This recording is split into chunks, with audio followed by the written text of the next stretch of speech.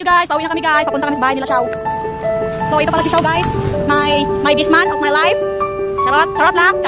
So pauwi namin sa ilang balay guys. Masyadong mga balay dito guys. Ano, charot na kayo ng balay. Mangarap na akong mabalay.